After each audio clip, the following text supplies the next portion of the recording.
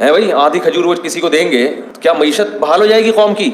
तो खूब समझ लो, ज़कात सदका खैरात का बुनियादी मकसद कौम को माशी लिहाज से मजबूत करना नहीं है, ये इसकी एक हिकमत है। नतीजा निकलेगा कि कौम मुआशी लिहाज से मजबूत होगी, गुर्बत का खात्मा होगा, नताइज में ये बात दाखिल है। आपको जो हुक्म दिया जा रहा है वो इसलिए नहीं, बल्कि वो आपका खुदा से ताल्लुक कितना है, आप उस पर ईमान रखते हो, आप अपने आप को उसका गुलाम समझते हो कि नहीं समझते, आपको उसके वादों पर यकीन है। मन ज़ल्लज़ी युक़रिज़ुल्लाह क़र्ज़न हसना, अल्लाह कहते हैं कौन है मुझे कर्जे दे, कर्जा दो, कर्जा, और मैं सूद लगा के दूंगा, वापस बढ़ा के दूंगा।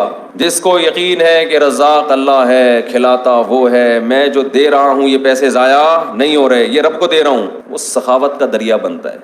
और जिसको यकीन ही नहीं है वो हर वक्त नोट बैठ के गिनता रहता है, कमेटियां डाल डाल के और घसीट रहे हैं, कमेटियां डाल डाल के, पेट काट काट के कमेटियां डाली हुई हैं।